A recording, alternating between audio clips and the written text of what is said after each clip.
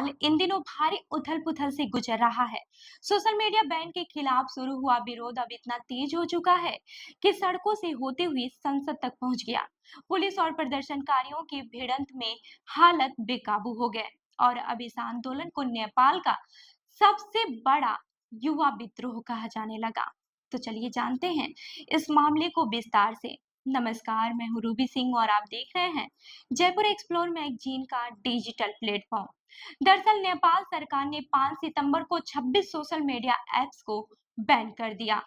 इससे पहले सरकार ने कंपनियों से रजिस्ट्रेशन करने को कहा था, लेकिन किसी ने नियमों को गंभीरता से नहीं लिया। नतीजा ये हुआ कि सरकार ने प्रतिबंध लगा दिया। बस यही फैसला युवाओं को नागवार गुजरा और इसे उन्होंने अपनी अभिव्यक्ति की स्वतंत्रता पर सीधा हमला मान लिया।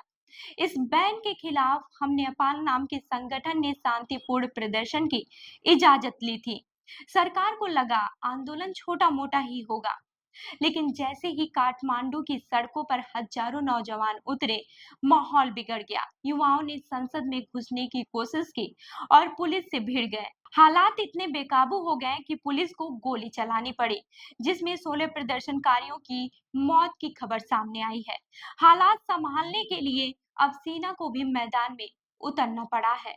असल में ये गुस्सा सिर्फ सोशल मीडिया बैन की वजह से नहीं है। लंबे वक्त से नेपाल के युवा भ्रष्टाचार, बेरोजगारी और राजनीतिक अस्थिरता से परेशान है। माओवादी आंदोलन और राजतंत्र खत्म होने के बाद उन्हें नई उम्मीदें थी कि देश में बदलाव आएगा, लेकिन हालत और भी बिगड़ते गए। कोविड ने अर्थव्यवस्था को और भी तोड़ दिया, नौकरी के मौके घट गए और लाखों युवा मजबूरन विदेशों में मजदूरी करने लगे।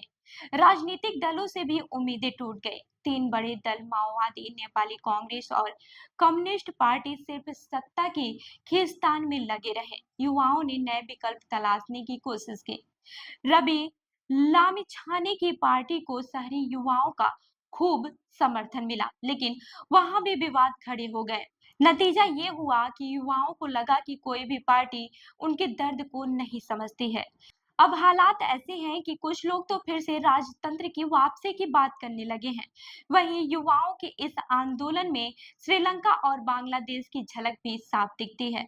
साल 2022 में श्रीलंका और 2024 में बांग्लादेश में जिस तरह युवाओं ने सत्ता को हिला दिया, उसने नेपाल के नौजवानों को प्रेरित किया है। सबसे बड़ा सवाल ये है कि क्या नेपाल की ये नई पीढ़ी देश की राजनीति को हिला पाएगी, या फिर ये आंदोलन भी पुराने वादों और धोखों की तरह ठंडा पड़ जाएगा।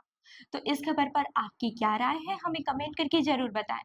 और ऐसे ही अन्य खबरों के लिए हमारी वेबसाइट www.jaipurexplore.com पर विजिट करें। धन्यवाद।